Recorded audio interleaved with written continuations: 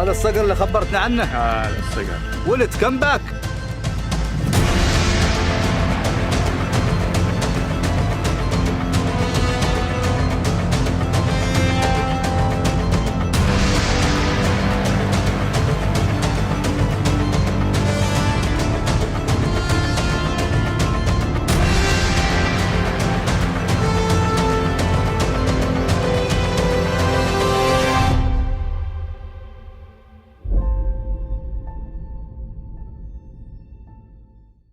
Jeffrey, Ooh, wow. that looks nice. I love this. Well, thank you. Thank you very much. Adam, Seanne, how are you? It's Shauna. It's Gaelic. It's unphonetic. It's not your fault. It's those Irish. Don't worry about it. It's Shauna. I Googled it to see how to pronounce it, and it said Seanne, exactly how that's spelled. Oh, well, thank you. Thank you for doing that. That's incredibly kind of you. Adam keeps wanting me to put parentheses under my name that say how to say it.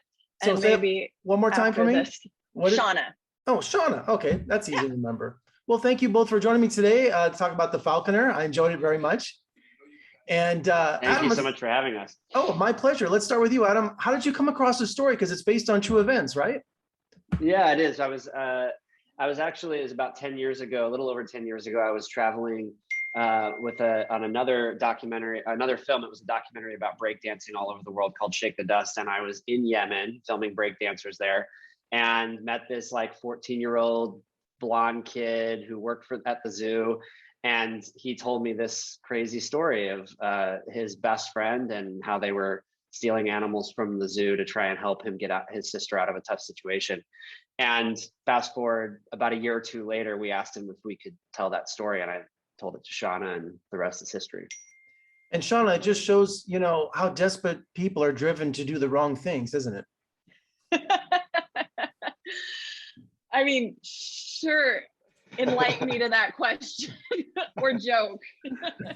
Well, I just, you know, they're good people, you know, it's like they're not criminals, you know, it's just that, No. you know, they're just, when a situation comes up like that and they're desperate, you know, they do the wrong things, you know, I think the last thing they want to do was sell those animals out of the zoo.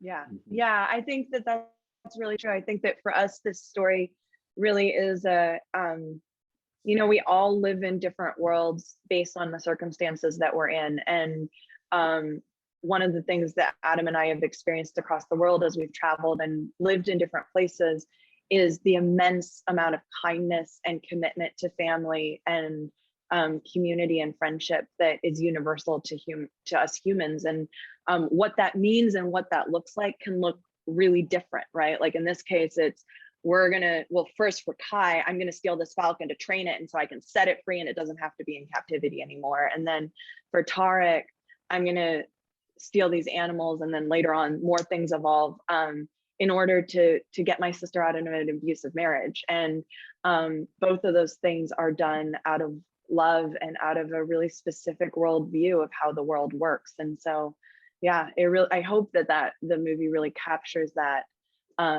space of our humanity and how much we'll do for those we love. And, you know, Adam, finding a Westerner speaks Arabic to play the character of Kai, you know, because he looks like Sean Malto. He's really white. Yeah. Skateboards and everything. I mean, he just sticks out like a sore thumb, right? But his Arabic was amazing. And I noticed like the little accent. Was he English or?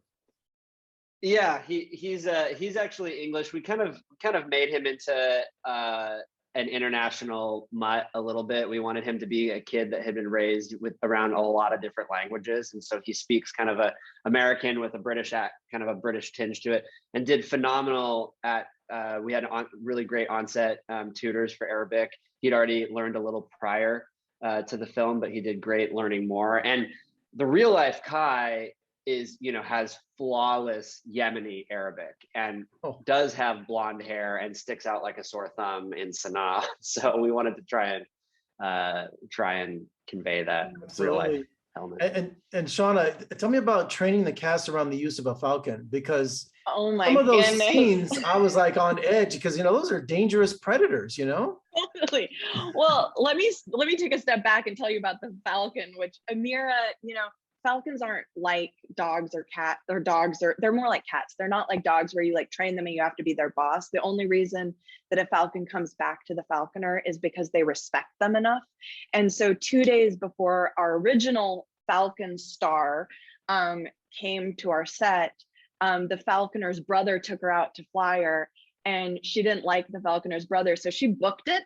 And so we started shooting our movie without a falcon. And the real life Kai, who was our falconer on set, he's now trained 86 falcons in his lifetime, found a wild falcon. And so to like top off, how do you work with actors and a falcon?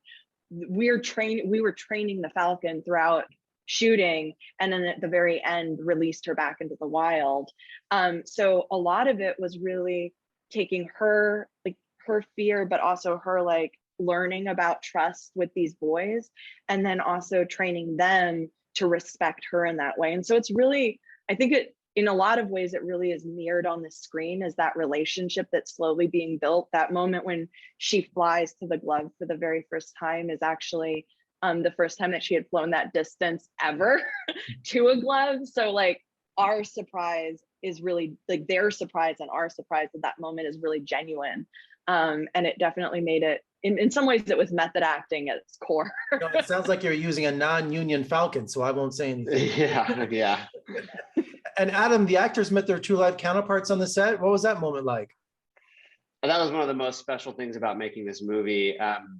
The real life Tarek had never left Yemen. You know, the original story happened in Yemen, and there's still, you know, an ongoing conflict there.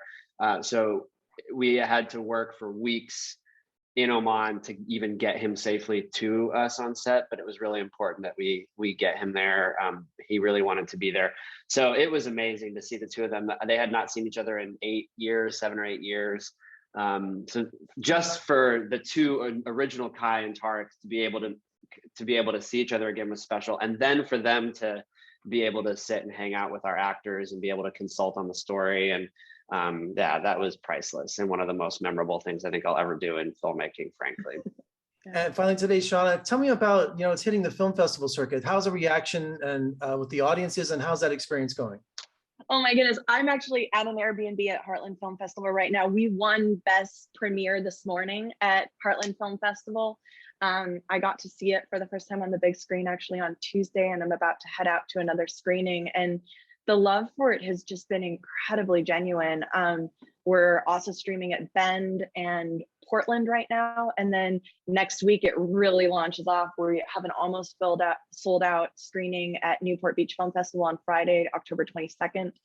We're playing at Austin on October 23rd, and then Savannah on October 27th, and then St. Louis. So we're kind of at the very beginning of this adventure, but I don't know, Heartland has just really welcomed us with open arms. And it, you know, it means so much to be in these Q&As and have people ask questions that, like you, that, I mean, you're obviously like, you're deep in the film world and your questions are so much more in depth and more insightful, but it just means the world to have worked so hard on a film and have someone ask the questions that acknowledge that journey and seem to like get the themes. So it's a big deal. We're really happy. Congratulations. I enjoyed the film, and I'm happy for you. And before we go, Adam, I have to ask, when they were heading to the wedding, what was that stuff they were spraying in the air? Because I thought it was cologne, but then I saw them at the wedding and they were all spraying stuff in the air. I'm like, what is that, silly string? I mean, what is going on? It's sort of like a spray foam.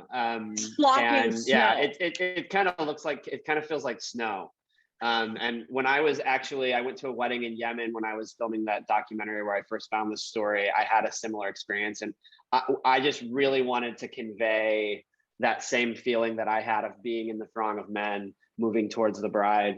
And there were actually sparklers and guns being fired off in the original wedding that I went to. We weren't quite able to pull that off, but tried to do our best. Well, congratulations on the Falconer. I wish you all the best of luck, and we'll talk again soon. Thank you so much. Thank you so much. Thanks so much.